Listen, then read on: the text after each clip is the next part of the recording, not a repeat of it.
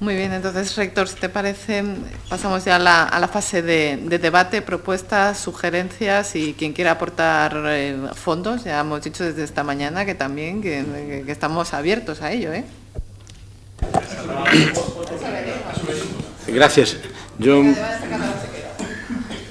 amenizar no me atrevo, pero a moderar sí es fácil, porque además como todos somos muy moderados por lo que llevamos viendo en estas horas, pues va a ser un trabajo muy fácil. Yo creo que el trabajo es muy sugerente, abre muchísimas cuestiones para debatir y opinar, quizás por agruparlas en bloques y que podamos tratar todos los temas. Yo a lo mejor diría que un bloque sería lo que tiene que ver con estudiantes y profesores, otro pudiera ser con financiación, recursos, todos los temas de equidad, igualdad, etcétera, y la calidad, por supuesto. Yo creo que así podemos en esos tres bloques ir abarcando todas las cuestiones y por unificar un poco los temas, ¿no?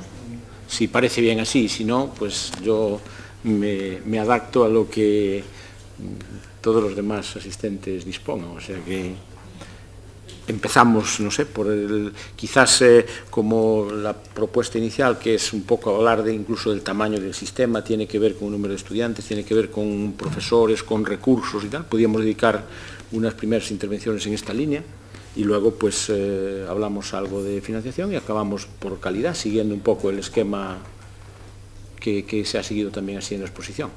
Pero es solo una sugerencia, o sea, que todo el mundo se sienta absolutamente libre y espontáneo para hacer. Sí, adelante.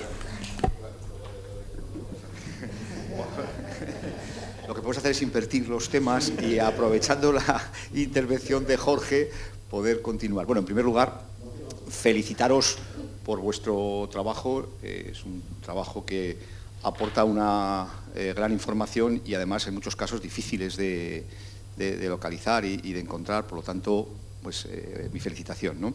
Bueno, yo con respecto a lo que comentaba Jorge, estoy totalmente de acuerdo con él. Efectivamente, yo creo que tenemos que avanzar, lo he dicho antes e incluso lo repetiré mañana, tenemos que avanzar en la línea de las acreditaciones institucionales. Esto está muy claro, que además, por ejemplo, y en el caso de España, nos desbloquearía un tema que es preocupante, ¿no? Que es el sistema de homologaciones y equivalencias, que en este momento está regulado de tal forma que lo que hacemos es convalidar, para entendernos por la terminología tradicional, de título a título, y esto complica muchísimo, incluso títulos que provienen de la misma universidad y de la misma facultad. Es decir, hay que hacer dos evaluaciones para dos solicitantes que vienen de la misma universidad y con la misma titulación, lo cual es un poco, digamos que extraño al menos, ¿no? Entonces, en ese sentido, yo creo que sí que hay que avanzar en la acreditación institucional. Pero yo me quería referir un poco a lo que has comentado acerca del tiempo, de la duración temporal que hay que llevar a cabo para la implantación de un título, y es cierto, es decir, cuando uno hace las cuentas, desde que arranca un plan de estudios hasta que se implanta pasan años. Pero es cierto que es porque se debe a un sistema muy complejo en el que intervienen muchos agentes, entre ellos agentes internos, totalmente ajenos a los procesos administrativos o incluso al papel que las agencias juegan, porque de hecho está regulado el tiempo el que una agencia tiene para poder emitir su informe. Pero claro, desde que una universidad como estrategia establece la impartición o la implantación de un título y le dice al departamento, ponte a diseñarlo, esa fase departamental, por ejemplo, es una tortura. Auténtica tortura, porque automáticamente todos los profesorados empiezan a intervenir, el profesorado, que si mi área, que si mi asignatura. Ahí es un debate larguísimo en el tiempo, ¿no? Entonces yo creo que esto es un poco lo que deberíamos reflexionar, ¿no? Acerca de cómo la universidad, tanto la Universidad Española como la Universidad Iberoamericana, tenga capacidad instantánea o rápida para poder adaptarse a las exigencias que cada vez se van imponiendo y además con mayor rapidez. Luego hay otra parte en todo este proceso, hemos empezado con la universidad, luego están las agencias, pero luego también están los gobiernos autónomos, que son los que dan la autorización y que también pueden dilatar en el tiempo el proceso, ¿no? O sea, hay demasiados agentes para actuar con cierta rapidez y eso nos debería llevar pues, a una cierta reflexión y nada más. Sí, yo creo que entonces Yo en este sentido estoy de acuerdo con lo que ha dicho el profesor Arnáez, pero yo creo que la acreditación institucional la principal ventaja es que le da a las agencias un papel de supervisión, que al ser un papel de supervisión externo te permite que los procedimientos internos sean problemas internos, no se externalizan a las agencias, que es lo que está sucediendo ahora mismo, que son las agencias las que se ven afectadas por los procedimientos internos y la culpa, entre comillas, se la llevan las agencias cuando son al fin y al cabo la última fase del proceso. Es decir, si alguien quiere sacar un título sobre el sexo de los ángeles, que lo decidan ellos y sobre todo que no se vea a la agencia en un momento de tomar la decisión de decir, oiga, es que un título sobre el sexo de los ángeles no tiene sentido, pero no es un problema que tenga que tener la agencia, es un problema que tiene que tener la universidad que lo propone, que sepa que un título sobre el sexo de los ángeles no va a tener alumnos, no tiene sentido porque no tiene ningún profesor que sea ángel, que se sepa, o alguna cosa de estas, es decir, bueno, la Católica de Ávila sí, pero eso es otro tema. Pero bueno, en cualquier caso, el sistema es el que es, y yo creo que lo que tratamos de hacer es añadir esa dinamización y sobre todo no externalizar las culpas a terceros, que las culpas las asuman los que las tienen que asumir y no las agencias, que lo que tienen que hacer es asegurar la calidad simplemente. Sí, solo y a favor de la evaluación institucional hay otra razón, yo creo que incluso práctica, es que en dos capítulos importantes, bueno, en el proceso que tenemos nosotros de evaluación, que es lo de los recursos, o los miramos en su conjunto para una determinada unidad, o no hay forma de evaluar ni los recursos materiales ni los recursos docentes separadamente, cuando en un centro se imparten 7 grados y 4 másters, porque cada uno pintamos... hacemos una ficha, pero al mes siguiente cambia y yo puedo agrupar todos los profesores que me interesan para tener los mejores índices en esta titulación, en la otra, y nunca, yo creo que es mucho más importante ver la institución, la facultad o la institución que dé soporte y que medida pueda dar soporte a todo el conjunto de... Bueno, pero va en la misma, más allá de aligerar los trámites. Clave. Por una razón, ¿no? Sí. Vuelvo a repetir. Un estudiante argentino viene a España, procede de la Universidad de Córdoba. Se tiene que someter a un proceso de homologación del título y se le somete a través, en este caso, de la agencia de ANECA, previa solicitud al Ministerio.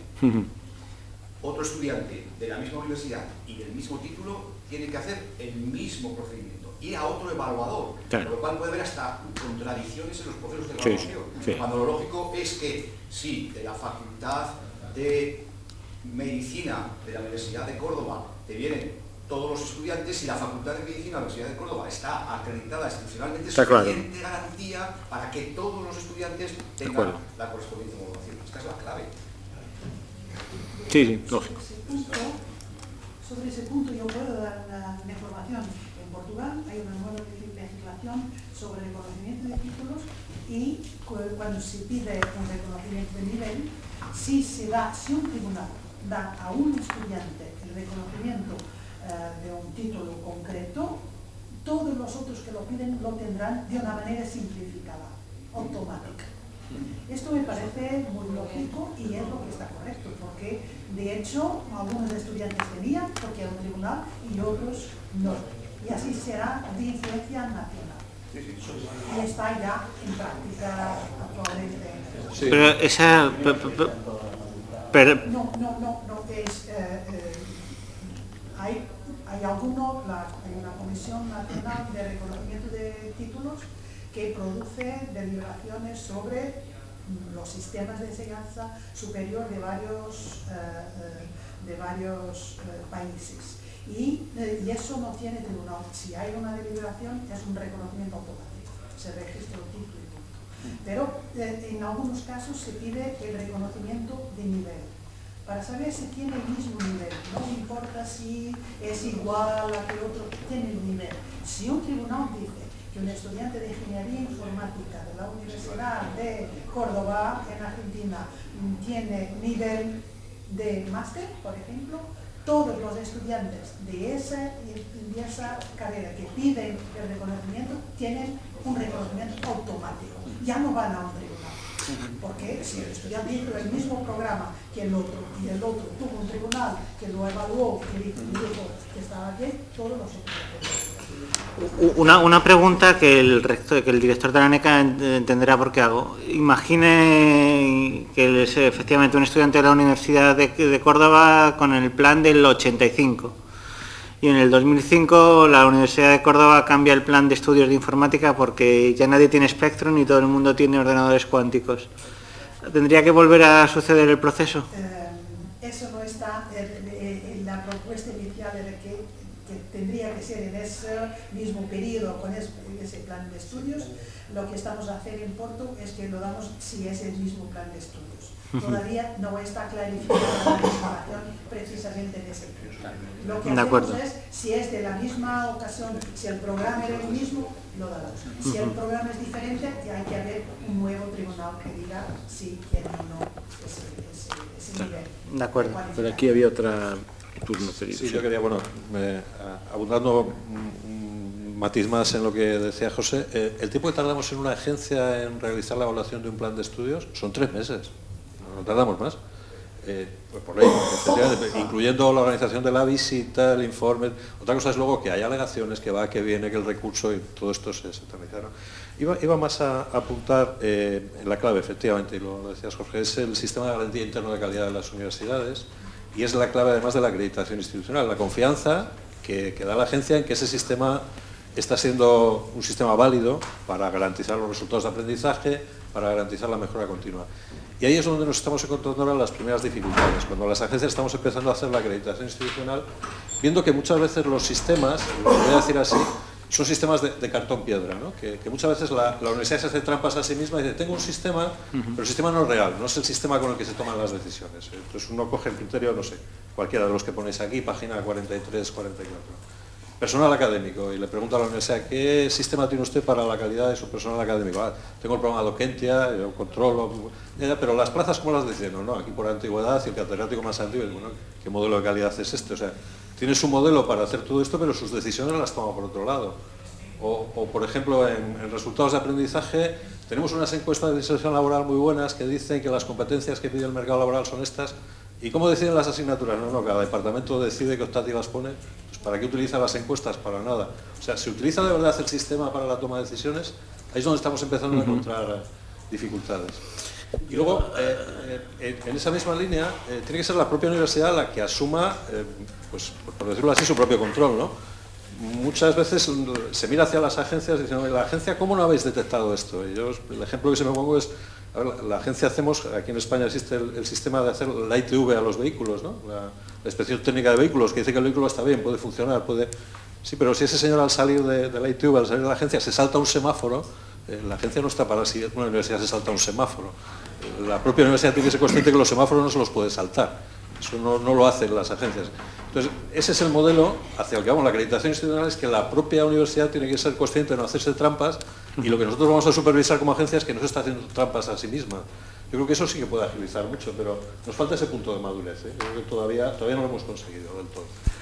En la construcción del modelo, que hemos utilizado mucho de la parte de audit que ha hecho la ANECA, por razones que no vienen al caso, lo hemos hecho también utilizando los sistemas que tiene Cataluña, que también los hemos estudiado, algunos sistemas europeos, el holandés nuevo que acaba de salir y todos estos planteamientos paralelos que hemos trabajado, y algunos sistemas también de agencias norteamericanas y algunos que están funcionando ahora mismo en Colombia, en Santo Domingo, en los países centroamericanos. El planteamiento que hay ahí es todo parte de un compromiso de la universidad, porque si la universidad solo quiere un compromiso de marcarlo, y por eso creemos que es importante que haya un organismo supranacional que tenga esa vigilancia, porque lo que queremos lo que creemos, y lo hemos hablado con Rafa, sobre todo por el tema de la inserción posterior laboral, y Rafa es uno de los temas, Rafael,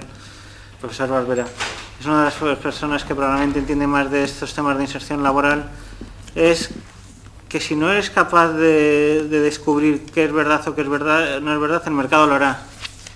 Y el mercado muchas veces no es la mejor forma de asignar cosas. Al mercado le tienes que darle la información, y la información, si tú consigues que las universidades vayan con un sello que diga tiene una calificación que es válida en toda Iberoamérica, y yo creo que es una de las cosas que he aprendido del trabajo de la NECA, el trabajo que se ha hecho con los sellos, donde tú lo que estás dando es lo que los economistas llamamos signaling, es decir, tú cuando estás diciendo, tú estás dando una señal de que tu universidad ha hecho un esfuerzo de reconocimiento externo de lo que hace, y si no lo tiene, es que tu universidad no es lo suficientemente buena, la gente empezará a ir a donde están esos sellos. Y si pues la Organización de Estados Iberoamericanos para la Educación, la Cultura y la Investigación es la que es capaz de dar ese paso, lo que estará ayudando es a todos esos chavales que son de rentas bajas, que no saben si su universidad es buena o no es buena, o es buena, porque si te lees los folletos, y nosotros hemos leído muchos folletos de universidades en este tiempo, parece que todas son magníficas. Y luego preguntas y no todas son magníficas. Los rectores sí. Los rectores sí. Los rectores siempre son magníficos. Y en ese sentido hay que tener mucho cuidado, y hay que dar la capacidad a ese signaling de que las universidades son buenas, y que hay alguien que esté encargado de que sean buenas, y que las cosas que están funcionando bien se apliquen en muchos sitios a la vez, y que tengan ese sellito que lo que te va a decir es que tu universidad ha sido capaz de superar unos niveles. Que todo es difícil, es muy complicado, y sobre todo, bueno, no voy a decir nada me parece que, bueno, está el jefe de calidad de alguna universidad, y todos sabemos cómo es difícil que es, pero, por ejemplo, veo a la gente de Madrid ¡D! Ahora tienen que hacer 3 universidades nuevas que se han incorporado al sistema porque han sido aprobadas. Y son 3 universidades que afortunadamente para ellos ya llevan mucho tiempo en el sistema como centros, y saben de calidad.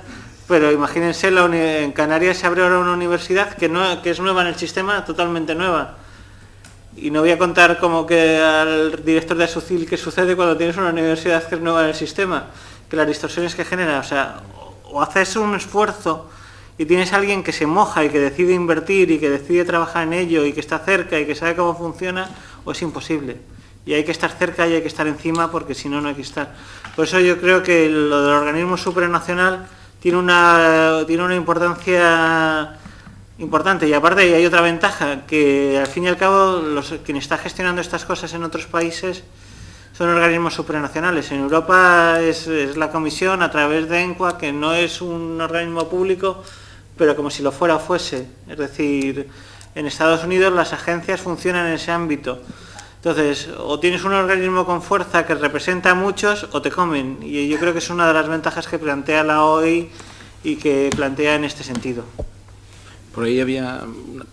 Sí, y a continuación va el rector y la vicerrectora. Voy a salirme un poquitín de la parte de calificación de la calidad para hacer algunos comentarios en general sobre el informe. Primero que nada, muchas felicidades, realmente me gustó mucho. Es un informe que trae muchas buenas noticias para la región en términos del crecimiento de la tasa de ruta de matrícula, etcétera, etcétera. Pero al mismo tiempo, como todo buen estudio, pues también plantea nuevas interrogantes y más dudas, incluso para desarrollos posteriores. El primero de ellos, de los 2 o 3 en los que me quiero centrar, tiene que ver con dejar planteada la pertinencia eventualmente de que, como bien lo señalaba Jorge, hay que mandar señales más claras a un mercado que hace una mala asignación de recursos, como el informe del Banco Mundial de hace 2 años lo demuestra. Es un sector demasiado peculiar como para que haga una asignación, digamos, correcta de esos recursos. Por lo tanto, el primer tema es saber dejar en la mesa la posibilidad de que en este o en próximos informes pudiésemos eventualmente empezar a explorar otras variables que nos permitan evaluar mejor la función de las instituciones de educación superior. Me refiero, por ejemplo, a los temas de empleabilidad, a los cuales se refirió la rectora en la mañana y que es una de las grandes preocupaciones que hay, particularmente en América Latina. Ahora voy a dar uno o dos ejemplos. Segundo, si bien es cierto que la relación entre renta y educación, como lo mostraba Rafa en alguna de las láminas, parece clara, también es verdad que la prima salarial respecto de quienes tienen solamente otros niveles educativos, también voy a mencionar un ejemplo, que se está acortando de una manera importante. Tercero, un poco ver si tenemos información suficiente como para poderle números al impacto que tienen las universidades en el crecimiento de la productividad de las economías nacionales. Voy a dar quizás un ejemplo para el caso de México, aunque también me parece que es válido para otros países, pero bueno, el de México es más o menos ilustrativo, en la medida que es el segundo o tercer sistema más grande de educación superior. En la parte específicamente, por ejemplo, de empleabilidad, hay un fenómeno crecientemente preocupante en México, pero también en otros países, quizá Ecuador, tal vez Perú, en donde el porcentaje en las encuestas de desempleo que se desagregan por nivel de instrucción ha crecido enormemente aquellos que tienen educación superior. Por ejemplo, en el año 2000, el 15% de los desempleados en México tenía al menos una licenciatura. En el año 2019, primer trimestre, es prácticamente 30%. Y de ese 30%, 2% tienen incluso estudios de posgrado. Entonces, allí hay una pregunta, digamos, importante en el sentido de si realmente es un pasaporte eficiente para una inserción efectiva al mercado laboral. Lo mismo pasa, aquí se decía, la relación de educación regla con la parte salarial. El BID publicó muy recientemente un estudio de Santiago Levy y Felipe López Calva, en el cual muestra que en efecto hay una prima salarial si uno tiene una licenciatura respecto de si tiene solamente primaria terminada. Pero esta, que era de 115%, la diferencia en 1996, se ha reducido a solamente el 70% el año pasado. Y tercero, ¿en qué medida todo esto constituye, digamos, un modelo que tiene que ser mucho más revisado, mucho más rigurosamente examinado? Eso en primer lugar. En segundo lugar, el estudio, el informe, plantea, me parece con toda corrección, el tema de financiamiento. Varios rectores, yo fui ministro de Educación en México hasta noviembre del año pasado, pero varios rectores españoles, mexicanos y de otros países de América Latina, en general planteaban los mexicanos por lo menos, la enorme preocupación por los temas presupuestales. Yo no sé si sea factible construir una especie de modelo que permita una asignación de los recursos públicos de manera más puntual, en donde cuenten, entre otras cosas, por ejemplo, no solamente como ocurre ahora en algunos casos el crecimiento inercial o exponencial de la matrícula, sino también los temas de calidad, también los temas de empleabilidad que ya mencioné, la generación de artículos académicos o de patentes en parte de investigación, de tal manera que hubiese un modelo más objetivo, más racional, que no estuviera tan sujeto a los vaivenes de los ciclos políticos o naturalmente de los ciclos económicos, por supuesto, que al final del día.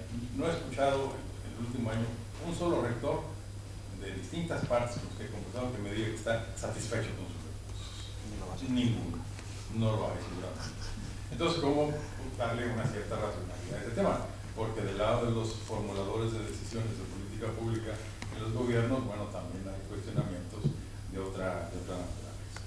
Y mi tercer comentario es en el sentido de que, si bien es cierto que tanto Ana en la mañana como ahora Jorge en esta última parte de cómo buscar nuevos mecanismos para asegurar la calidad, fueron muy cuidadosos en términos de hacerlo voluntario, atender a las normativas nacionales.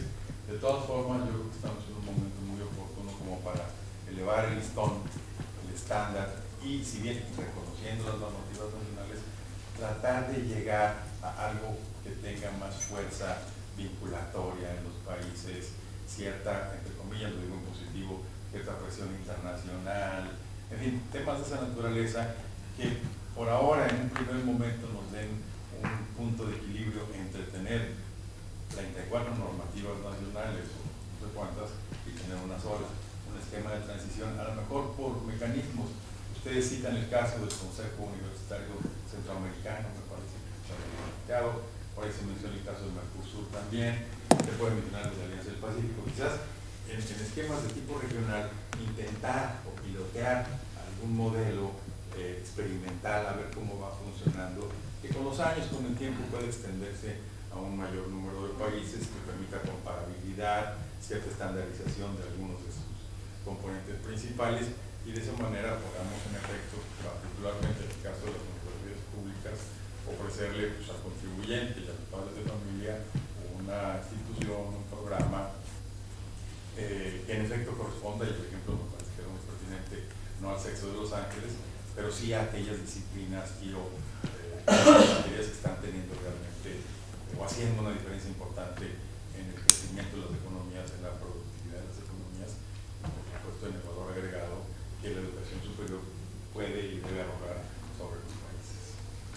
Y ahí, de hecho, nos entrevistamos con una profesora, creo recordar que era de la Universidad de La Coruña, que tenía un máster con una universidad de Mercosur y habían hecho un intercambio ya basado en la correspondencia de los créditos Mercosur con los ECTS. Es decir, que existen esas cosas, pues esas iniciativas, porque los profesores universitarios, yo creo que tenemos cierta tendencia, cuando no sabemos algo nos lo inventamos, y si hay un modelo que nos ajusta a la realidad, la creamos. Y eso es bueno en algún ámbito porque nos pueden dar ideas. Y existen ya esos modelos y están funcionando, y en ese sentido son positivos. Las preguntas que se ha hecho Otto Granados son tan pertinentes que nosotros estamos investigando sobre ellos. Estamos investigando a nivel de datos de españoles, porque solo tenemos datos españoles, sobre, por ejemplo, la financiación de los incentivos al profesorado.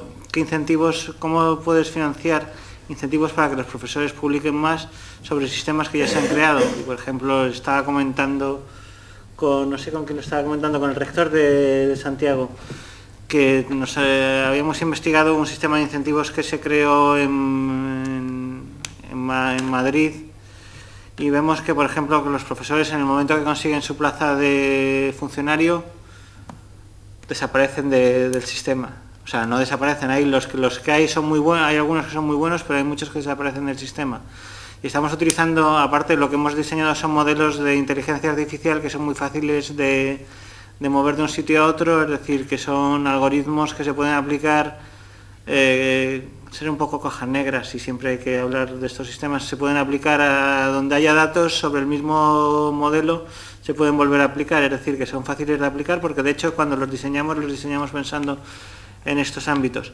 Otra cosa que nos está produciendo además también, que lo vimos, y eso sí que lo he comentado con el rector de Santiago, es el hecho, lo hemos hecho con datos españoles de empleabilidad, del sistema de empleabilidad que se hizo y que ha anunciado el secretario general que se iba a publicar dentro de poco, también con modelos de inteligencia artificial, porque son fáciles son más fáciles que los modelos econométricos a la hora de utilizar algoritmos de un sistema a otro, y te permiten más volumen de datos, te permiten más juego. Hemos encontrado que empieza a haber en las universidades españolas, que siempre se han considerado las públicas literalmente homogéneas, que no son tan homogéneas. Y estamos trabajando en ello y hemos visto por qué no son homogéneas, y estamos viendo en este caso por qué causas hacen que no sean homogéneas entre sí cuando son públicas.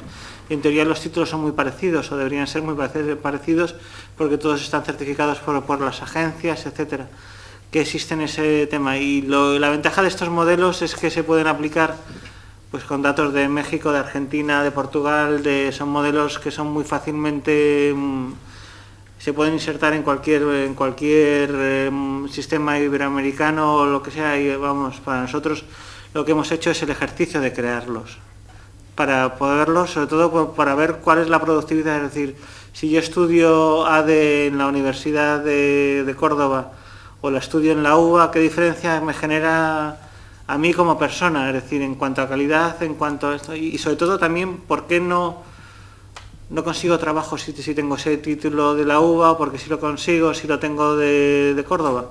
ese tipo de diferencias hecho por estudio, o sea, por los business. Entonces, estos modelos los tenemos creados porque es un tema que nos interesa desde el punto de vista genérico. ¿Cómo extenderlos? Pues simplemente nos hace falta tener datos. En el momento que tengamos datos, lo bueno de la inteligencia artificial es que el algoritmo, una vez que está contrastado, y ya hemos conseguido contrastarlo, y lo estamos publicando en las mejores revistas del ámbito de planificación educativa, solo tenemos que tirar para adelante. O sea que en ese sentido no es que los ponga a disposición de esto, es que con el momento que nos den datos estaríamos encantados de sacarlos y que la OI los difundiese, porque para nosotros es importante esa difusión a la hora de validar lo que estamos haciendo. Ayer me llamó la atención, en el país sale un contacto sobre empleabilidad precisamente, especialmente en másteres, y veía yo que el 71% de los nuevos titulados de másteres pues, están ganando entre 600 y 2.100 euros brutos mensuales. No conozco el mercado salarial completo de España, pero no sé si eso sea un buen salario, pero... Un profesor de universidad gana 2.000 euros. Depende. En principio, digamos, sea... Vamos, no sé si un titular, sí. Un titular sin sexenio. 2.500 no más. Como profesor de instituto gana 2.000 euros. No, pero en cualquier caso, con respecto a esta información que tú aportas, que es que, claro, es que lo que está ocurriendo en España es una abundancia de incorporación al mercado de titulados superiores, igual que desencaja con las exigencias o la realidad socioeconómica del país. Es decir, sale muy barato y muy económico poder contratar a un graduado en administración y dirección de empresas para hacer lo que hace 20 años era un administrativo sin más. Sobrecualificación. Claro, hay una sobrecualificación importante. Hay que tener en cuenta que en España prácticamente el 100% de los 95% de los bachilleres acceden a la universidad. No existe en ese nivel de formación una diversificación hacia otro tipo de formación o incluso directamente al mercado. También hay una infracualificación del tejido productivo. Claro, esto está enlaza un poco con la intervención que se comentaba del doctorado y la incorporación del doctorado al mercado laboral. Claro, esto, cuando tienes una gran multinacional de innovación de I+D+I, no hay ningún problema. El asunto es si tienes un tejido empresarial que tienes 5 trabajadores de media, que vas a contratar a un doctor para 5 trabajadores. Las pymes no generan una demanda de especial cualificación y eso depende de eso. El tejido productivo, que sí podría demandarlo, tampoco genera grandes departamentos de I+D, sino que se dedica más a trabajar a través de artículos 83 y demás con universidades y no tener sus propios departamentos de I+D. Vamos a darle la palabra ya al rector, que nos iba pidiendo, y después la vicerrectora. No, bueno, ya se me hizo un lío con todos los temas. Tenemos ahí lo veo Andrés ha dicho, un legislador que era muy inteligente y que hizo un teorema de que... No fui yo, acá. No, pero que el teorema de Barlini, que a medida que uno se aleja del poder, su imaginación, ¿cómo lo describirías mejor el teorema? Una teoría matemática que era proporcional a la distancia del poder, tu nivel de irrealidad sobre la... Bueno, entonces yo voy a decir algunas irrealidades que traté de hacerlas y estuvimos muy cerca cuando estábamos con Andrés, y quizás hayan cambiado las razones por las cuales no se hace. ¿Por qué no se hace un examen a todos los estudiantes al finalizar de la carrera, pero no para calificar a los estudiantes, sino a la carrera? O sea, es un examen que es, ¿te acuerdas? Nominal, pero es secreto el nombre del estudiante, porque a él, la universidad, el contrato que tenía con la universidad es que lo gradúe bien. Porque la heterogeneidad de las universidades públicas se da dentro de la misma universidad también. O sea, nosotros tenemos carreras de primer nivel internacional, los rankings ahora que dan por carreras y carreras que son de muy baja calidad en la misma universidad. Y paradójicamente el puntaje que se le pone es mucho más alta en las de mucho más bajo nivel, que da problemas para los que son realmente buenos y quieren entrar en los con el Consejo Nacional de Investigaciones Científicas y Técnicas, te califica de acuerdo a la diferencia que hay entre el promedio general y tu promedio, y si todos tienen entre 9 y 10, la diferencia es mínima y no es nada de eso. Pero lo que quiero decir es, nosotros estuvimos a punto de hacer eso, lo aprobaron, ¿te acuerdas que fuimos a San Luis un día, lo presentamos incluso en la Federación de Estudiantes, y lo aprobaron todas las universidades públicas en ese momento, las grandes universidades, incluso la UBA, y fue nota del diario La Nación, que es el diario más importante, y a las 2 semanas sacó otra editorial La Nación que no, o sea, demasiada presión para que no. Es algo así como un PISA de universidades que creo que debería servir de algún valor para las agencias calificadoras. Que no era solo el PISA, sino que además te hacían una serie de preguntas en ese momento sobre la cantidad de sistemas informáticos en la universidad, si el profesor te atendía, si las clases empezaban. Eso en España ocurre. En España se evalúa a cada profesor de cada asignatura. Es decir, una titulación puede tener al final 150 o 100 encuestas con todo ese tipo de preguntas. Esas preguntas, pero el examen final era al alumno. Una propuesta por todos los estudiantes. Hubo una propuesta por parte de la OCDE para hacer un proyecto que se llamó AGELO. Y se hizo en Italia, se hizo el borrador en Italia, se hizo el pilotaje en Italia, en Egipto y en Estados Unidos. En Italia fue un despiporre, porque cada universidad sacaban solo los mejores estudios. Bueno, es Italia, no vamos a hablar de... Bueno, sacaban los mejores estudiantes. En Estados Unidos lo hicieron quedó muy bien, porque son como todos muy americanos, muy estructurados. Y en Egipto quedó bien. Pero el problema que había era la duda que tenía la OCDE. En primer lugar, el coste, que era un coste muy elevado. Sobre todo porque lo hicieron en 2 áreas, una que era economía y otra que era ingeniería. En las ingenierías fue muy fácil, porque era sota caballo rey. Si era en ingeniería eléctrica, entonces para hacer ingeniería eléctrica tienes que saber, pues yo qué sé, enchufar un cable. Sí. Pero en economía había carreras, en Egipto por ejemplo se le daba mucha importancia a la econometría, y en Estados Unidos se le daba mucha importancia a los conocimientos no estadísticos. Entonces, ¿qué valoras? Es muy difícil valorar estudios que no son similares en esto, vamos, no por esto, pero probablemente el del grado el de Derecho no tanto, pero el grado en Economía de la Universidad de Santiago se parezca a una castaña, como una castaña en huevo, al que es donde damos clase a Rafael y yo. O sea, que en este sentido ha habido intentos, pero no han sido fáciles de fructificar. Sí, ahí... Y yo creo que serían ideales. Yo creo que no se han repetido porque hay presión. Es decir, tú sabes lo que el país necesita. Te mando la documentación porque estuve involucrado en el proyecto. ¿Cómo? Te mando la documentación porque estuve involucrado en el proyecto. Me parece que el modelo era tomado de lo que en Brasil se practicaba, que era la aprobado. Un tipo de prueba del último año de las facultades que permitía ordenar las competencias de los estudiantes en el último año del aprobado, y era obligatoria para los alumnos. Sí, nuestras reválidas de secundaria. Estaba un compromiso muy alto de tener.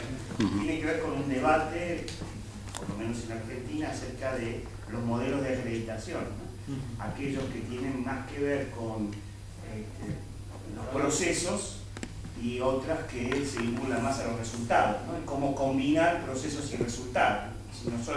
No solo mirar qué pasa con los papeles dentro de la universidad, sino mirar un poquito más qué pasa con los estudiantes que salen ahí, ¿no?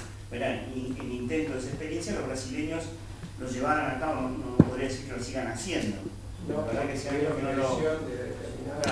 Sí, ahí hay un problema adicional, y es que el hecho de tener grados donde no siempre están claras las directrices, ni responden al mismo esquema, haría, como decíamos, que aún bajo el mismo nombre pueda haber variaciones, yo no diría que sustanciales, pero sí variaciones importantes en los contenidos. Sobre todo hablo de un sistema como el nuestro, donde no hay directrices comunes para un título, sino que, bueno, dentro de la de lo razonable, puede haber diferencias importantes, con lo cual el término de comparabilidad ya es difícil, añade dificultades. La vicerrectora quería hablar ya hace un rato. Una pregunta y una cuestión y una observación. Darles enhorabuena por este informe, que es importante, que se puede mejorar o hacer otros adelante. Pero han dicho, y está muy bien, que las mujeres están subiendo el número de mujeres haciendo educación superior, están casi en 60%. Pero los números, lo que yo he visto también en el informe, son generales. Nosotros en Portugal, en Porto concretamente, tenemos también 50 y pico % de mujeres, pero sistemáticamente, año tras año, se mantiene 70% de hombres en ingenierías y sobre todo de informática, mecánica y electrotécnica y en deportes. Yo me gustaría saber si eso también se pasa en América Latina. Porque si estamos hablando que el mundo se está digitalizando cada vez más, hay lógicas de inteligencia que son masculinas. 70% de los ingenieros informáticos, en informáticos 80% son hombres. No sé si se pasa lo mismo, sé que están más mujeres en América Latina que en Europa, pero yo creo que esto sería una cuestión más social, pero yo pienso que es muy importante trabajarlo porque no se cambió en medicina, que eran sobre todo hombres y pasó mayoritariamente mujeres, en ingeniería química mayoría mujeres, en ambiente mayoría mujeres, pero en deporte y en ingenierías estas siempre.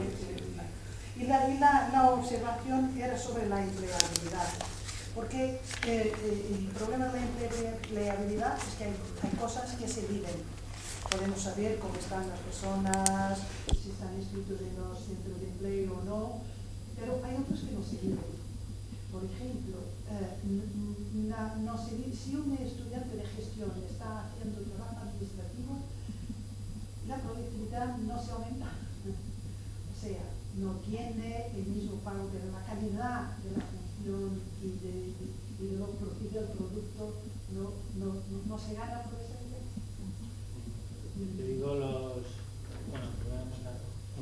Pues empezar. Bien, en cuanto a lo de las mujeres en determinadas áreas de conocimiento, es cierto que eso pasa. No tengo datos de América Latina, no he sido capaz de encontrarlos. Pero sí, se hace algún comentario, pero pasamos un poquito por encima, no entramos.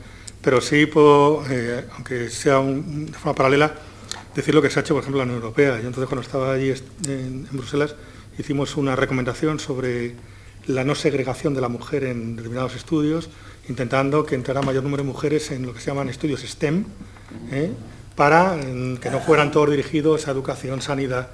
Sí, en esa línea se está trabajando en la Europea.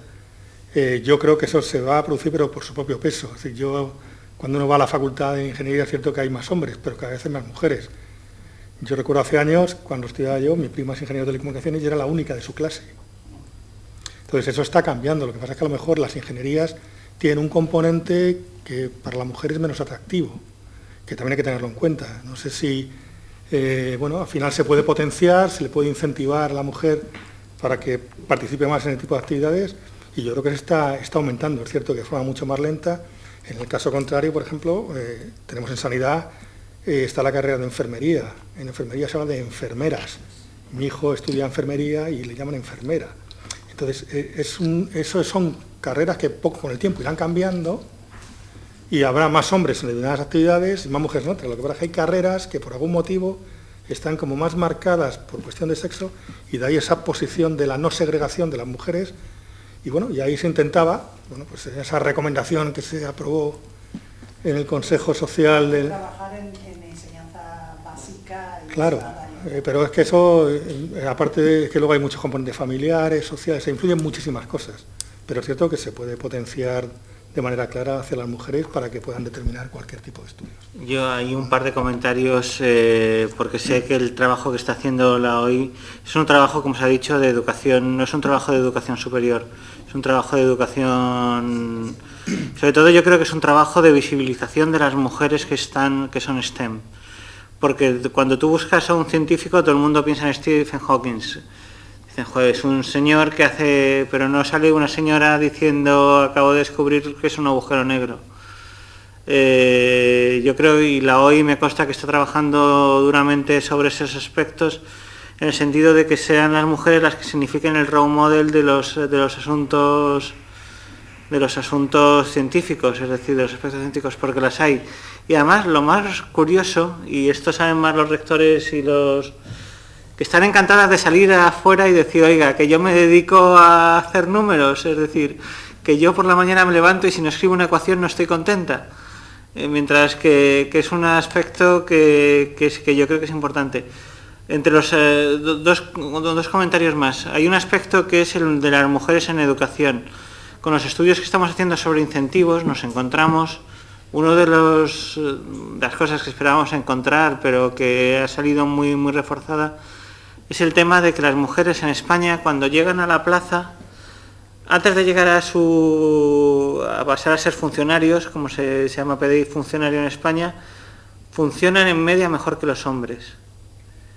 Y después no, porque entonces es un sistema de educación pública donde en un momento dado perdemos a las mujeres y es culpa de las administraciones públicas que las perdemos, es culpa de las administraciones públicas que las perdamos, porque las administraciones deben facilitar el camino para que si hay maternidad, que si hay aspectos concretos, no se pierdan a esas mujeres, porque luego pasan a ser el role models de esas niñas y el sistema se autoalimenta. Y en cuanto a empleabilidad, nosotros los datos de empleabilidad que tenemos son muy ricos en ese sentido, de saber si están trabajando en el nivel o no están trabajando en el nivel, si están subempleados, y es una de las cosas que estamos a punto de... Eso estamos trabajándolo más todavía. El de incentivos lo tenemos ya muy cerrado porque nos acaban de dejar, el Xavier nos acaba de dejar, estamos muy contentos porque nos han dado un premio al mejor artículo del año en este ámbito. Pero el otro todavía estamos un poco más verdes, estamos trabajando, que es lo que por lo que nos paga la universidad, o sea, que es lo que nos está... Bueno, yo quería también resaltar dos puntos, igual que como algunos de los expositores, el tema del empleo. Creo que debería ser uno de los puntos importantes en el tema de evaluación. Y tal vez para evaluar para determinar los criterios de empleabilidad, preguntarle a las personas que emplean, como las empresas, cuáles son los criterios que ellos determinan como más importantes al momento de emplear a una persona. Creo que es algo importante al momento de determinar qué factores se evalúan. Y el otro también que se ha visto mucho y es una queja común de muchos becarios que retornan y son profesores, es que a veces tienen que ponerle muy buenas notas a los estudiantes que si faltan pues no les pueden llamar la atención porque eso les baja el tema de evaluación. Entonces muchos están como para no tener malas calificaciones en sus evaluaciones hacen el sistema mucho más fácil. Entonces tampoco eso nos va a asegurar una calidad y no estamos creando sistemas sostenibles a largo plazo y eso no creo que solo aplique a Ecuador sino a muchos países, incluido España, que muchos de nuestros becarios han sido personas que han estudiado en España y tenemos como ha habido ese tipo de comentarios, ¿no? Entonces creo que se debe determinar, o sea, sí aseguremos la calidad, pero bueno, hagámoslo también de cierta forma que no pasemos por mostrar indicadores buenos, hacer que realmente la calidad real esté siendo afectada. Sí, yo siguiendo con el tema de la calidad y la acreditación de títulos, de centros, etcétera, ¿no? La garantía de calidad, sí que yo creo que si nos pusiéramos a hacer un modelo de evaluación o de acordar unos criterios de evaluación, todos llegaríamos de acuerdo a que va a haber 5, 6, 7, 8 criterios, elementos, directrices, en las que estaríamos de acuerdo que había que incidir para analizar la calidad del título. El problema que nos encontramos a veces de las agencias, pues yo personalmente, no voy a extrapolarlo, son las consecuencias de la evaluación. El modelo español está muy ligado a una evaluación ex ante y una evaluación ex post. Estamos hablando antes de que la evaluación ex post, de la acreditación institucional, como solución de la burocratización. Pero en la acreditación institucional solo evalúa el ex post. El problema es qué capacidad tienen los gobiernos, las instituciones, los legisladores, para cuando una agencia, de una forma ex post, se enfrenta a una institución, educación superior, un título, y lo detecta mal, tiene capacidad de cerrarlo, cerrar un negocio, cerrar una empresa, echar a la gente a la calle, dejar a estudiantes sin título. Es decir, las consecuencias ligadas a ese proceso de evaluación en el que podemos más o menos llegar a un acuerdo de cómo había que hacerlo, pero en el que quien toma las riendas de aplicar unas consecuencias que muchas veces son muy gravosas para evitar este tipo de cosas. Entonces, aquí, ¿cómo lo hemos solucionado? Entre comillas, que no sé cómo hemos solucionado. Poner mucha energía en la evaluación ex ante, donde las consecuencias son menores.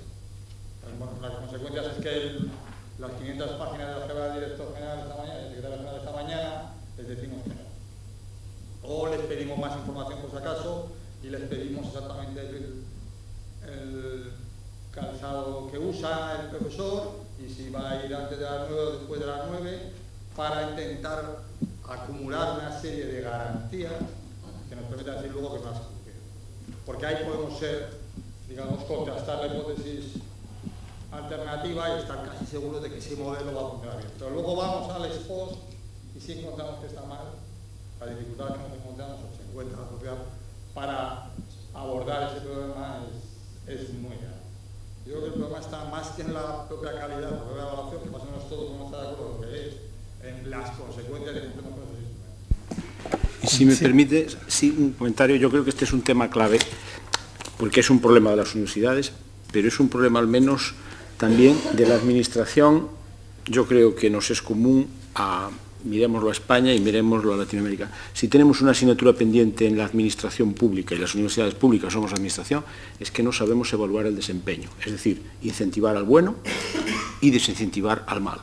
¿Qué puede hacer un decano que sabe que en su facultad hay 50 profesores que lo hacen bien y hay 10 que puede que cumplan sus obligaciones, pero que tienen valoraciones por debajo de la media, que tienen insatisfechos a los alumnos, que se retrasan a la hora de publicar las calificaciones, que cuando va el alumno a pedir la revisión, encima no le insultan, pero lo despachan?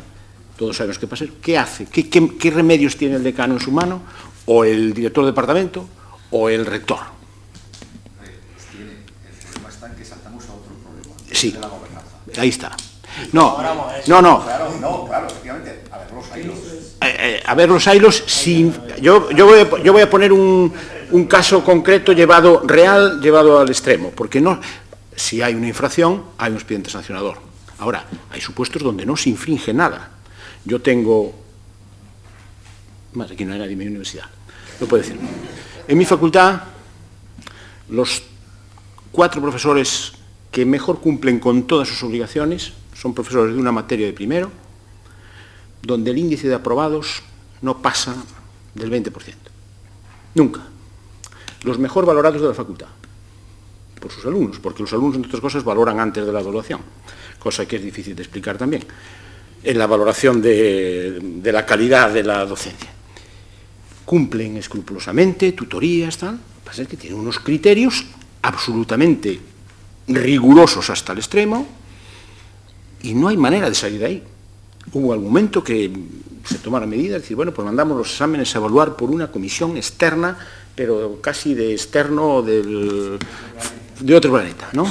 Para evitar cualquier tipo de contaminación. Bien, es decir, es un ejemplo extremo, pero al lado de esos hay otros donde hay ligeros incumplimientos, donde hay mal funcionamiento más que un sistema de infracción, y no tenemos mecanismos efectivos para decir al tío que lo hace bien, tal, porque el sistema, tenemos algún mecanismo, el sistema de quinquenios, sabemos en qué se ha convertido, lo hemos convertido entre todos, sí, El de sesenios es otra cosa, pero lo hemos convertido entre todos, porque asumimos el mal funcionamiento, que no es exclusivo de la universidad, sino que es de la administración pública. Es decir, en todas las administraciones, yo he estado en un órgano de control externo 6 años, y como yo digo, nosotros lo primero que criticábamos a una administración a la que íbamos a hacer una evaluación externa era que el sistema de la productividad, valoración de la productividad, se convertía en un premio para todos, como el que teníamos nosotros en el órgano de control. Eso sí, el mejor documentado que he visto en mi vida, pero en 6 años no sirvió para reducirle un euro a nadie, servía para justificar que todo el mundo lo hacía perfecto. Vale, o sea que no servía para nada. No servía para nada. Y yo creo que ahí tenemos un boquete que va en esa línea, es decir, cómo reaccionamos ante, qué incentivo tiene que ver con la selección de profesorado también. Es decir, si un decano o un director de departamento o quien fuese incidiese en su actividad o en su retribución, lo bien que funcionase aquello que se le encomienda, ya se encargaría él, en la medida en que participase a la hora de seleccionar al mejor, porque si lo hacemos bien, yo me voy a sentir beneficiado, si lo hacemos mal, yo me voy a sentir perjudicado.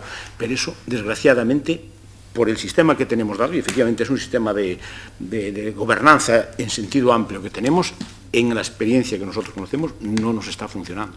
Bueno, por la parte que me corresponde como director de ALECA y que evalúo productividad sí. en el ámbito de la investigación, sí. Lo que has dicho es absolutamente evidente. Es claro. decir, si convertimos a ALECA, muchas veces se comenta, ¿cómo es posible que al gobierno, por eso dice, cómo es posible que se esté evaluando la investigación con unos altos niveles de exigencia y sin embargo la docencia no? La respuesta es muy sencilla. La docencia se ha convertido en un complemento sin más generalista y no se prima efectivamente a aquellos que llevan a cabo una labor docente cualificada o calificada. Y además permitiría que un docente, porque hay otro problema añadido con el profesorado universitario, y es que somos multiusos, es decir, tenemos que ser buenos investigadores, tenemos que ser buenos docentes y tenemos que ser buenos gestores. Y además las tres cosas a la vez, porque las tres se evalúan.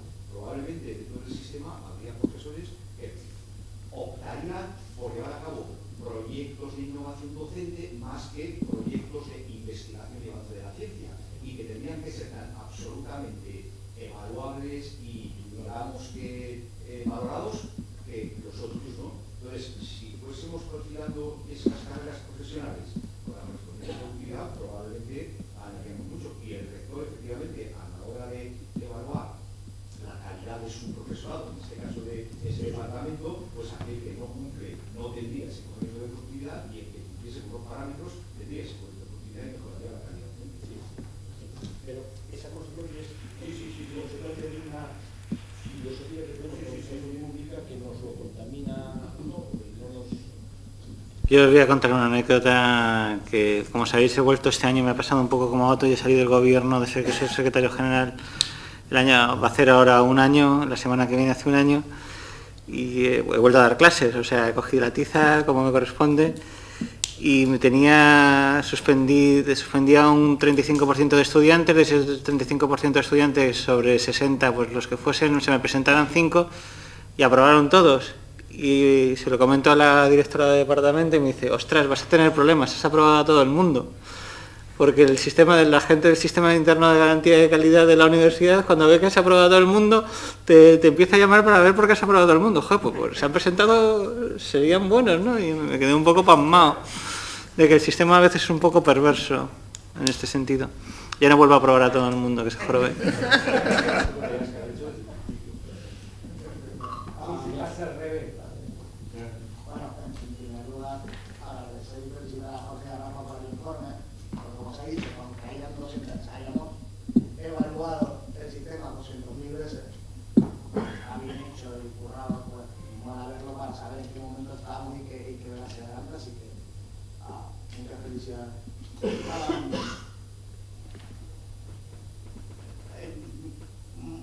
Muy grosso modo, porque obviamente esto podría ser hasta antes electoral, si nos metiéramos, las que yo entiendo, y fruto de haberlo pensado bastante y debatido en el marco de Bolonia, los pilares básicos para la construcción de un espacio de conocimiento transnacional, digo que podrían ser 1 millón, pero sin esta no se puede crear, son el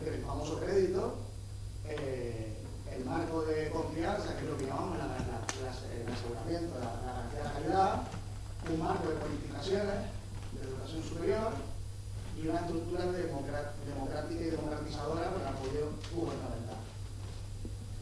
Se me hace imposible pensar en crear un sistema internacional si falta alguna de las cuatro. No se puede sacar. Y de hecho, el cuarto, esa estructura democrática y democratizadora con apoyo gubernamental, es trascendental. De hecho, por lo menos en el marco de Bolonia siempre hemos tenido muy claro que se llama Bolonia porque la conferencia ministerial fue Bolonia, pero que el espacio europeo de educación superior funciona porque Francia, Alemania, Italia y Reino Unido se juntaron un día en París y decidieron crear. El resto simplemente estamos porque estamos. Pero son las cuatro grandes potencias europeas decidieron crearlo y por eso nació. Y si es verdad, y esto no es ni mucho menos, está lejísimo de ser una crítica, si es más un análisis, que mi experiencia en reuniones del espacio iberoamericano es que hablamos muchísimo de la garantía de la calidad, que me parece el cuarto o quinto paso de la creación de un espacio.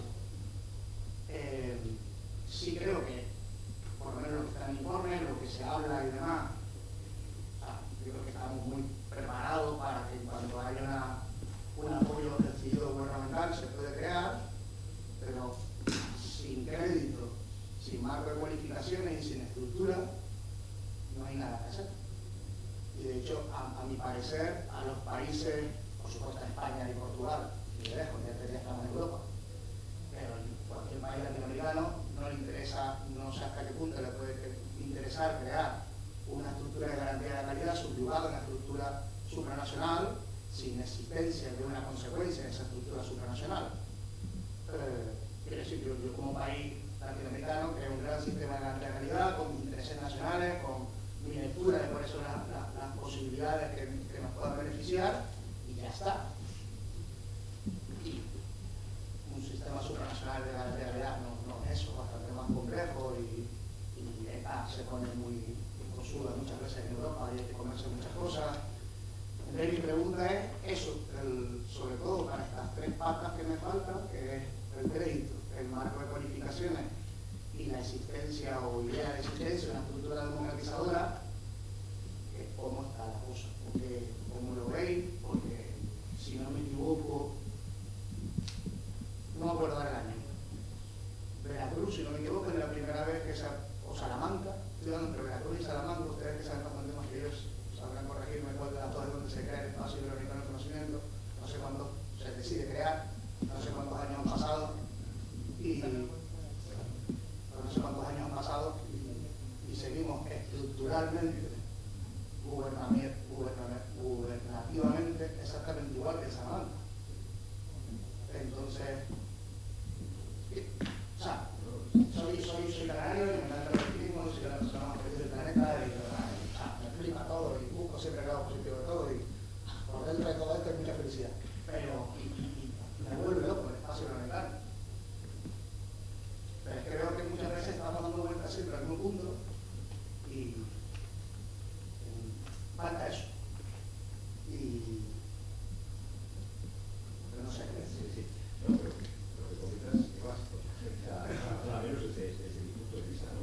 En definitiva, ¿cómo surge el espacio europeo de educación superior? Tú lo has dicho. Es decir, cuatro países muy potentes en un área geográfica toman la decisión. Y eso es transferible total y absolutamente a Latinoamérica.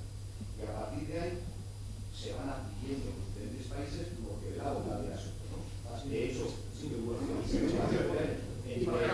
entre París, Marte y Bolonia, en un año se salta, creo que son de 4 a 29 países. Y el espacio europeo actual rompe las fronteras de lo que es la Unión Europea, está compuesto por 49 países, que todos ellos cumplen los requisitos que tú has marcado. Y de hecho en ese año se crea el crédito, se crea la estructura de la calidad y todo. Yo creo que una de las labores importantes, si me permitís, de la OI, precisamente es esa, ¿no? Es decir, junto con 4 grandes países del espacio latinoamericano, dar ese paso. Y una vez que se da ese paso, todo fluye más rápidamente. Yo creo que efectivamente hace falta primero lo macro para pasar a lo micro. Lo micro es lo que estamos aquí más o menos discutiendo, o hablando, comentando. Pero hace falta lo macro. Si lo macro no hace nada, ¿no? Yo creo que es realmente.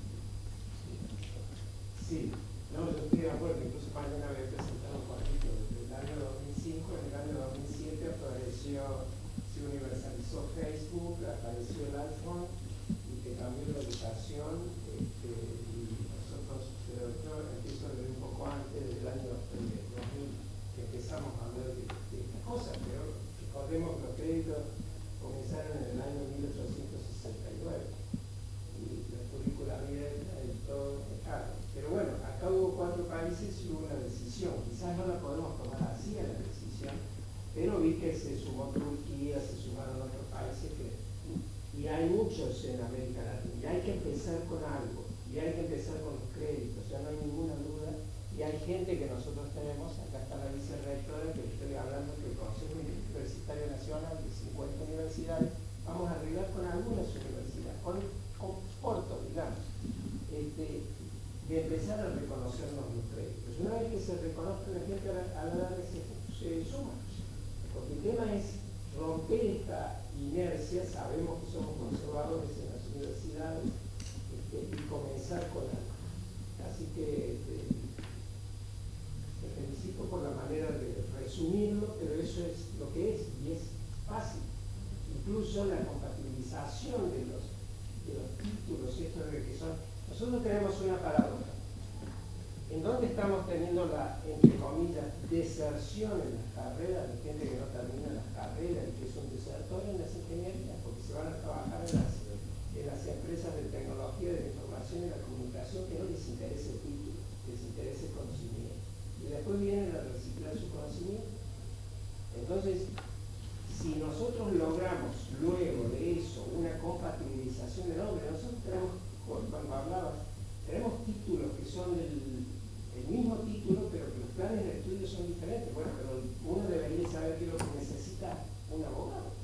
Tenemos de 4, de 5, de 6 años, pero hay una serie de otros títulos que tienen que ver con las carreras ambientales que tienen títulos diferentes y el mismo programa, o tienen el mismo título y diferentes programas. Pero, a ver, si no nos juntamos, si no tenemos una unidad de medida como esta, las carreras van a cambiar, están cambiando rápidamente. Recién decían ustedes cuánto tarda en aprobarse una titulación, y bueno, ya empiezan a ponerse obsoletas. Parece mentira, pero ya es así.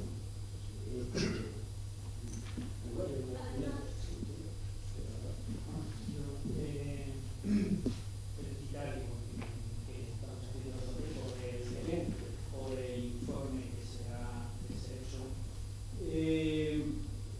También apuntar en el mismo sentido que decía Luis, yo he asistido a muchas intervenciones de este tipo, a muchas reuniones de este tipo. Hace un año y medio también se convocó en Ecuador, también para hablar del espacio iberoamericano, y se habla mucho, pero cuando se terminan las reuniones, cada uno nos vamos a nuestras universidades, a nuestras agencias, a los distintos países, y se habla mucho, pero no se toman decisiones. Coincido totalmente con el tema de los créditos. Nosotros somos una universidad que estamos, o un grupo, con universidad en México, con universidad en Colombia, con universidad en Perú, en España, y sufrimos este tipo de problemática, ¿no? De la homologación de los títulos o la validez de los títulos en los diferentes países. Reclamamos un espacio iberoamericano que yo creo que facilita a todos los agentes de interés, pero yo creo que a día de hoy, si somos sinceros con nosotros mismos, yo creo que es imposible. Pero pasos hay que dar. Es decir, para el tema del crédito, el valor del crédito al final pasa por poner de acuerdo a los gobiernos. Y poner de acuerdo a los gobiernos, yo lo veo difícil. ¿Vale? No digo que sea imposible, pero yo lo veo difícil.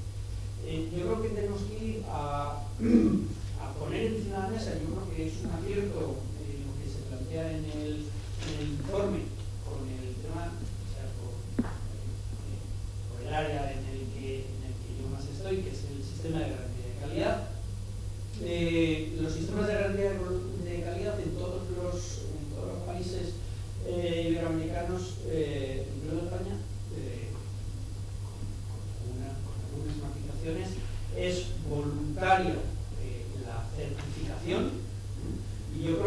sentido es obligatoria la implementación, pero es voluntaria la certificación de los sistemas. Pero precisamente por ser voluntario puede ser una herramienta potente. En un país de Latinoamérica no se plantean tener un sistema de garantía de calidad.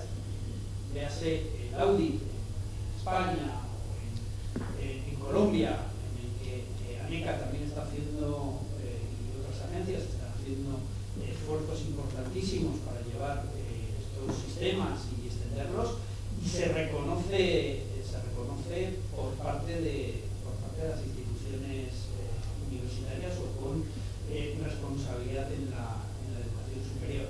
Entonces yo creo que es un acierto entrar en sistemas, en poner en marcha vehículos que nos unan a todos los países de una manera voluntaria. El que se suba al carro bien, y los demás, yo creo que por añadidura se van a subir. Es decir, cuando vean que sí que tiene que tiene trascendencia y que supera y que tiene cierto reconocimiento dentro de los países, yo creo que los demás países que no se sumen en un primer momento se subirán. Y yo creo que, insisto, tirar por los sistemas de garantía de calidad en el que todos los países van a reconocer como algo positivo, yo creo que puede ser un buen comienzo. Después vendrán, insisto, el tema de los créditos, que yo creo que muchos empezaríamos por ahí, ¿no? Por los créditos, pero es que los créditos al final hay muchos intereses, países... En garantía de calidad, yo, mi experiencia es que no. Vas a Perú, vas a México, vas a otros países y al final te dicen, bueno, pues nos podemos poner de acuerdo con que tú tienes una ISO, pues una ISO, ¿no? Y al final todos quieren tener un sistema de garantía de calidad. Llámese audit, llámese ISO, llámese FQM, llámese lo que quiera, pero todos reclaman un sistema de garantía de calidad. Yo creo que como es algo voluntario, y tirar desde la OEI otro camino, yo creo que la OEI puede ser un buen instrumento por aquello que decía Jorge, que tiene que tener presencia local. Ahora yo creo que tenemos que ir acabando, ¿no? Sí. No podemos. Era una pregunta nada más. A mí me sorprendió el informe las cifras de tasa bruta de matrícula, que son bastante elevadas ya para lo que sabíamos hace 3 o 4 años en la región. Y me pregunto, y más bien les pregunto, si esta tendencia, ¿creen ustedes que será inercial en los próximos 10, 15 años? Por un lado, por razones demográficas, un achatamiento de la pirámide, pero por otra, porque están surgiendo alternativas no universitarias de educación a medida, como por ejemplo las universidades corporativas, que hay en Australia, hay en Nueva Zelanda, hay en Estados Unidos, hay en México. Entonces, una gran compañía del clúster aeroespacial en Lyon, Francia, o donde quiera, pues en lugar de ir a buscar a la Universidad de Córdoba o esta o otro, el personal que quiere, monta su propia universidad, le da un estatus de formación, digamos, profesional, 2 años, 2 años y medio, y forma el tipo de capital humano que requiere para determinados procesos. En síntesis, ¿cómo avisoran un poco el crecimiento de la matrícula en los 10, 15 años? Yo creo que la tendencia, y es una opinión personal y no está respaldada más allá de las tendencias que ves en otros países, es que la educación superior va a dejar de ser de educación superior a los 18 años y va a pasar a educación superior a los 30 años. ¿En qué sentido? Es que la gente va a hacer una formación profesional y cuando tengan más necesidad de actualización o de conocimientos superiores va a ir, pero no va a ir a lo mejor ni tan siquiera a un título, sino a coger 60 créditos de algo, o 40 créditos de, pues si es un jardinero, 40 créditos de sistemas de irrigación. por poner un ejemplo, que a lo mejor no es el más oportuno, sino que se va a producir un cambio de tendencia hacia una tendencia a coger créditos más adelante en la vida y que la universidad pase a ser un sistema de aprendizaje a lo largo de la vida. Es mi opinión. Estaba comentando hace poco con un directivo de una empresa que no sé si conocen ustedes, que se llama Iberdrola. Por aquí casi todo el mundo la conocerá, no sé. Iberdrola tiene los contadores de electricidad, que antes era una vuelta, una cosa que daba vueltas y que veías el número, ahora son un poco más o menos que rocket science, porque están conectados, porque te indican no sé qué, están conectados a un sistema de Big Data que te analiza las previsiones de consumo del señor. Y entonces lo que ha hecho Iberdrola es bastante a las afueras de Madrid, en Guadalquivir de la Sierra, ha construido una universidad corporativa que es espectacular, donde a todas las personas que antes se dedicaban a mirar un contador y apuntar los números de datos, les explican rocket science.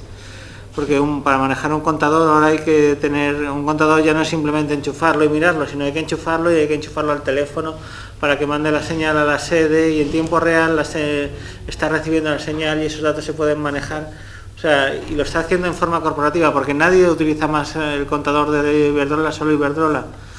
Y por lo tanto lo que quieren es que las enseñanzas específicas, las generales, que se las den por ahí. ¿Un contador es un medidor de consumo? Sí. Sí, no un contador. El counter, que dicen los americanos.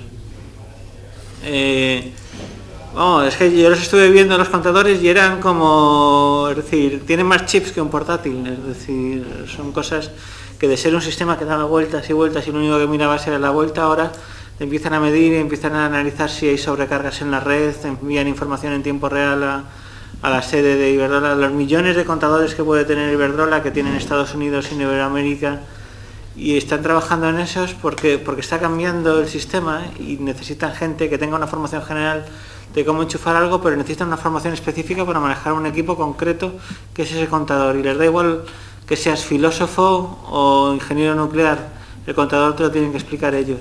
Y entonces está cambiando el sistema y por eso yo creo que habrá un filósofo que diga, ostras, pues para manejar el contador necesito ir a coger 60 créditos de ingeniería informática o 30 créditos de ingeniería eléctrica y voy a las universidades que los ofrecen.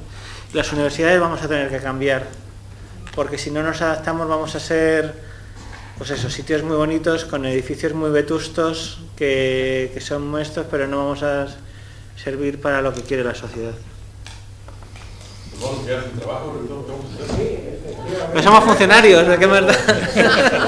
Con eso que dices, SAP, por ejemplo, el sistema informático, tú tienes que ir y hacerlo y vas a tener trabajo y no te lo van a enseñar en la universidad. Nosotros estamos entrenando a los tractoristas, que los años que manejamos tractor en mi provincia, y ahora con la tecnología esos tractores se manejan solos, se orienta donde tiene que estar el surco, que no lo ves porque ahora la cinta directa te deja todo en el piso, porque tienen GPS y tienen sistemas informáticos que lo orientan, y que cuando la humedad del suelo va cambiando automáticamente para los equipos, y entonces nos llaman a la universidad para darle eso.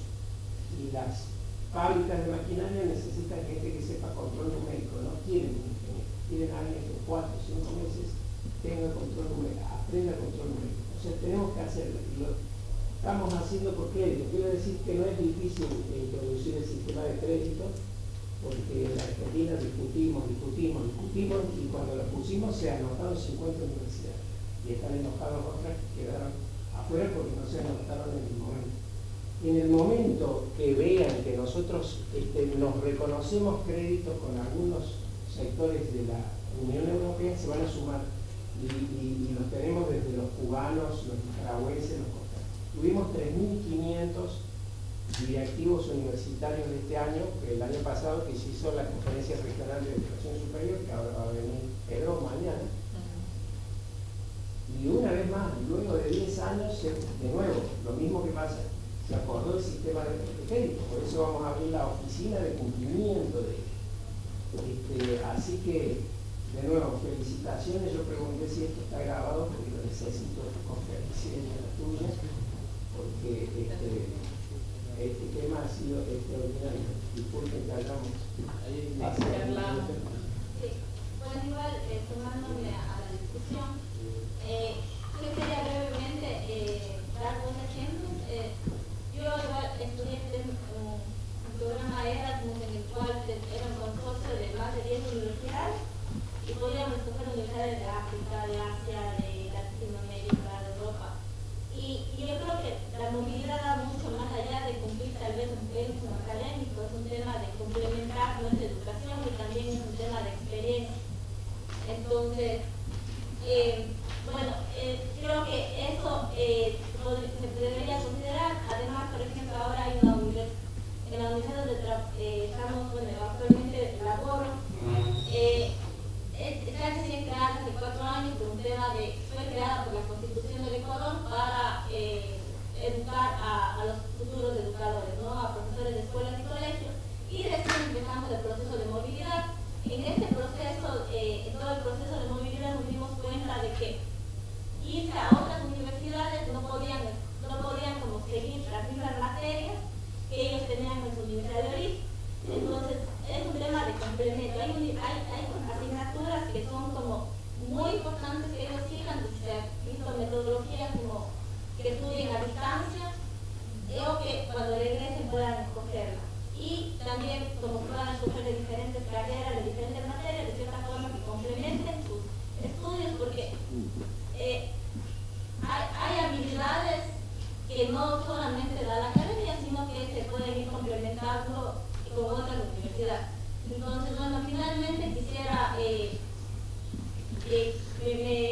me uno a la propuesta de Luis y creo que si se desea realizar un sistema de acreditación y homologación a nivel de países, desde Ecuador, conjuntamente con la asociación que manejamos, podríamos ir con el gobierno igual unirnos a esta propuesta y pues trabajar conjuntamente.